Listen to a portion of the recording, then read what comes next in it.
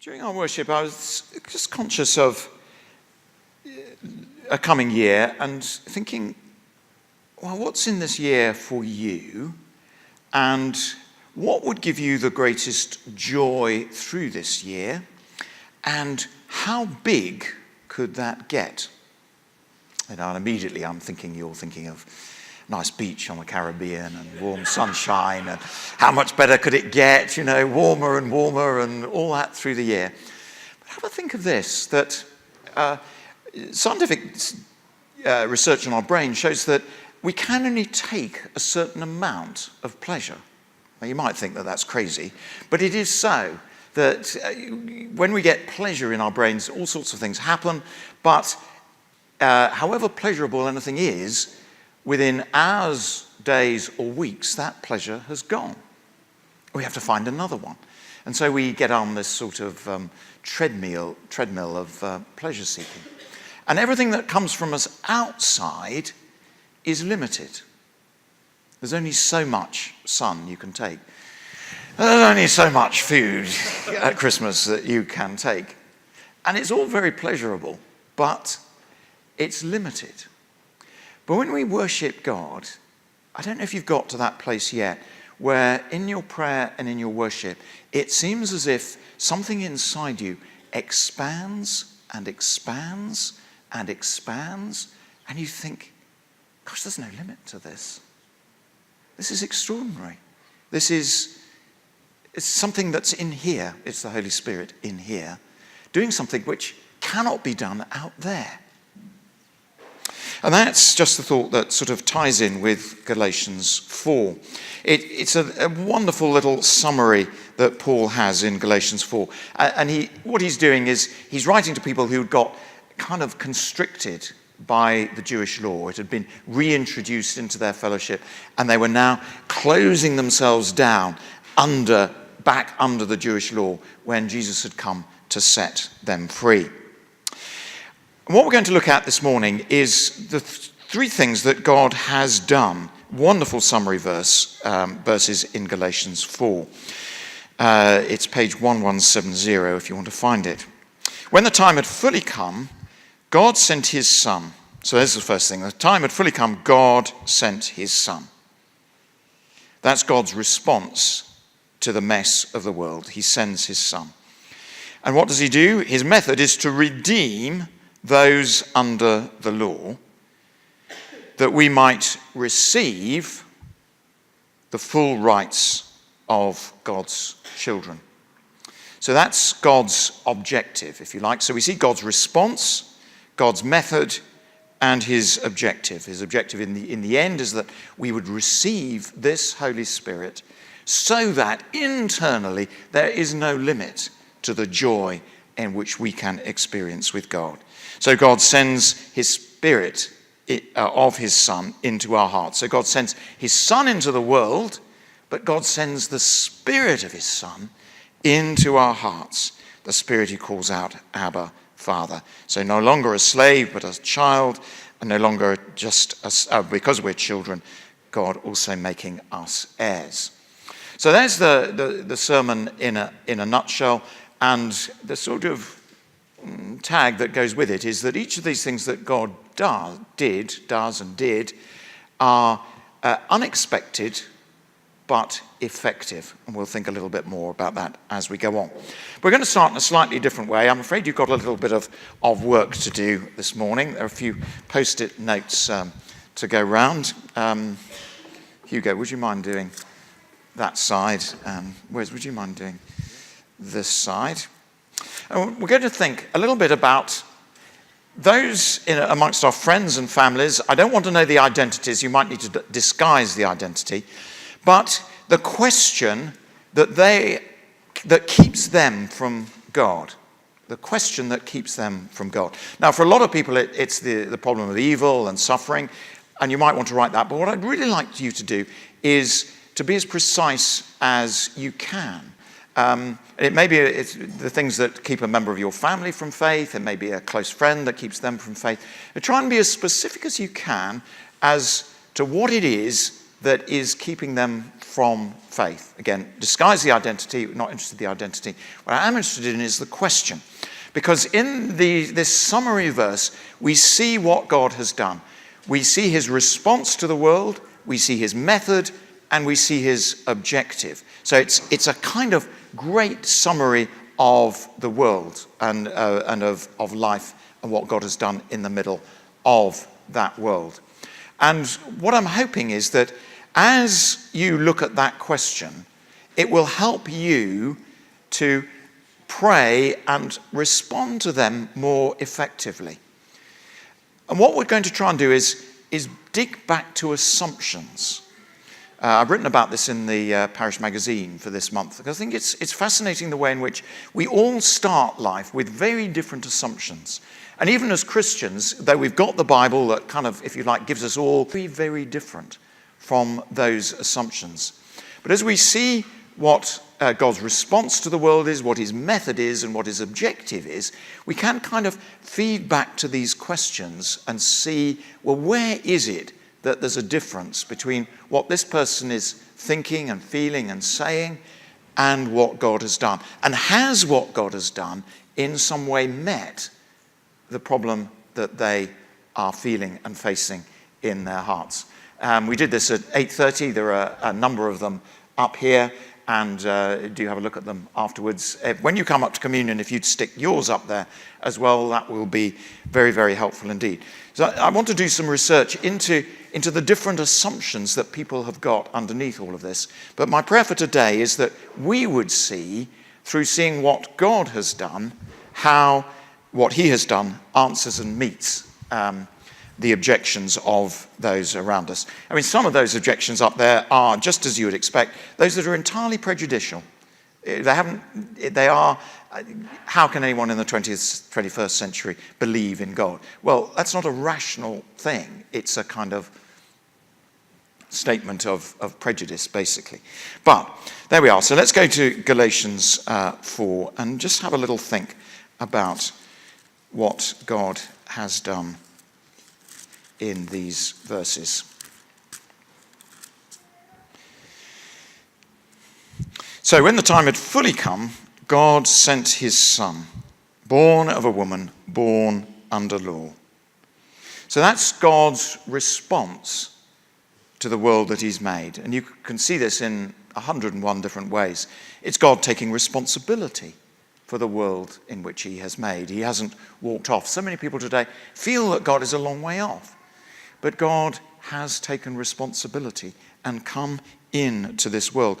And we thought about this at one of the Christmas services, the way in which God has buried himself in the flesh and blood of human life. God sent his Son, born of a woman, born under law. God takes responsibility for the world that he has made. And we say that that is an unexpected course of events, but an effective one. I mean, most people, when there's trouble, they run away from it.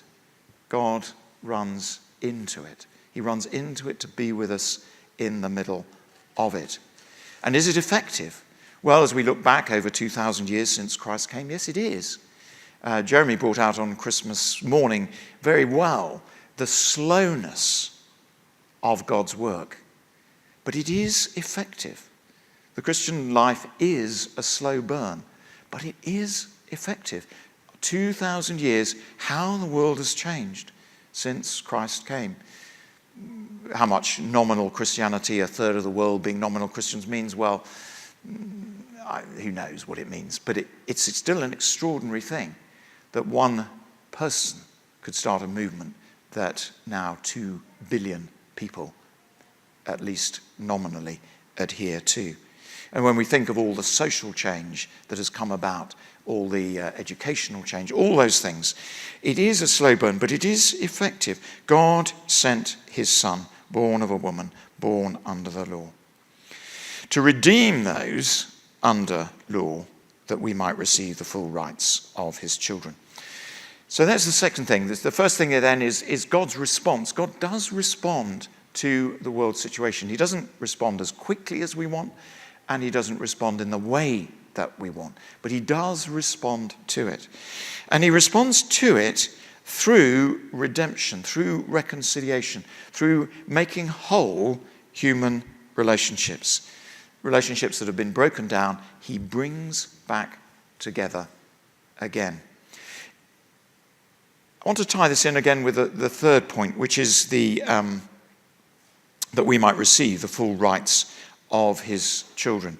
And to tie it in this way, do you remember, well, perhaps you don't remember, but when you were a child, those happy days were pretty carefree. And what was happening was that any problems in your family, your parents were dealing with and looking after. Now, those a bit older than me may have been born during the war, and their parents would have had to cope with that. Others of us, our parents cope with the aftermath of the war, with rationing.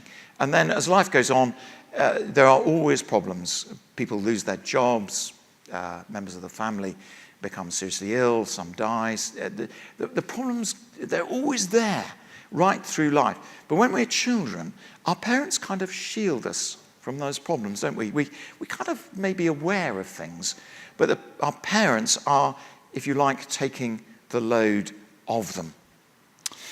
And in just that same way, in that childhood carefree attitude of heart, so God protects us from the hugeness of the world's problems. It doesn't mean we don't have them. We do. And as we grow up and grow in faith, we deal more and more with them. But when we look at the huge problems of the world, what's going on in Syria or some other dreadful happening, God is, in one sense, protecting us.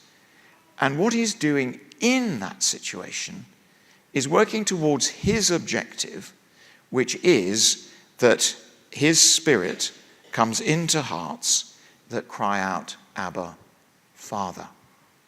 Now, we put that objective alongside our objective. We can begin to see that our objectives and God's objectives are in very different places. God's methods and our methods are in very different places. God's method was to come in sacrificial love, in grace, to redeem those under the law. So, I don't know what you're thinking about for 2018, but it's so easy, isn't it, as we think of a new year ahead, to think, am I going to be better off during this year? What are the pleasures that I'm looking forward to in this coming year? And I hope God gives you many. But when God looks at the world, his method is not that of his own pleasure-seeking. It is of how to redeem, how to reconcile, how to bring things back together, and do that through his own sacrificial love. So one of our great problems is simply this, isn't it? That God has his objectives over here, he has his methods, he has his response, and we have our objectives, our methods, and our response over here. And do the two come together? Think for a moment about a clutch plate in a car. Now, here you are. I don't know how massive the engine of your car is, but someone's clutch plate's obviously gone, fed up with that. But you've got a powerful engine. And if you like, in this analogy, that's God. And then you've got a car, and we might shine the outside of the car, and it might look very beautiful. That's us. But without that clutch, the power of the engine and who we are and movement in our life simply won't happen. Those clutch plates have to come together. So our responses, our methods, and our objectives have to move to come into contact and into synchronicity with God's. And when they do, then the power of God begins to turn the wheels. But until they do, the car is going to be stationary. There isn't a joining together in that clutch. And in sort of trying to read up a little bit about how clutches work, I discovered that really, really powerful cars, like Formula One engines, they have lots of clutches. And they're sort of automatically brought in one by one. Because a really, really powerful engine if it had an ordinary car clutch, would just disintegrate the clutch and the transmission system. It's so powerful, it would just go bang, like that. So really, really powerful engines have to have a series of differential clutches that come in automatically, one by one, so that as the speed of the car picks up, the power of the engine can come into being. And I thought, well, that's another sort of illustration of perhaps why God doesn't give us what we want when we want. You see, his engine is so powerful, it is so big, it is so mighty, that we can't just do that and boom, we're off.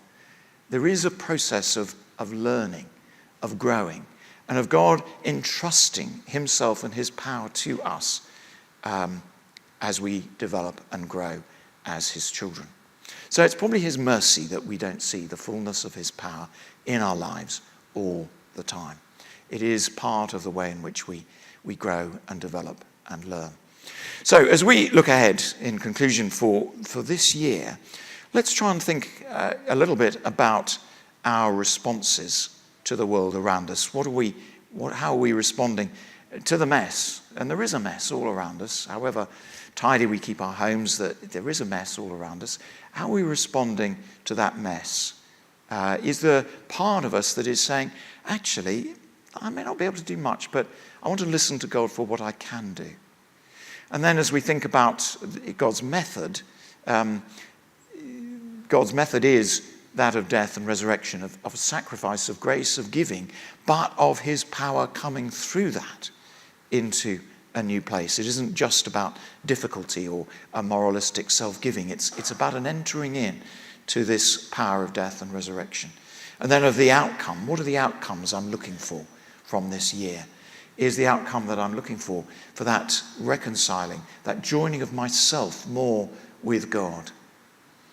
For however difficult life can be, and it can be difficult, that inner connection with God, that joy that we talked about at the beginning of worship and of being in God's presence, that expansion of our inner being can fill us so that the other things are not dominating us and what God is doing within us become our concentrated thought and focus.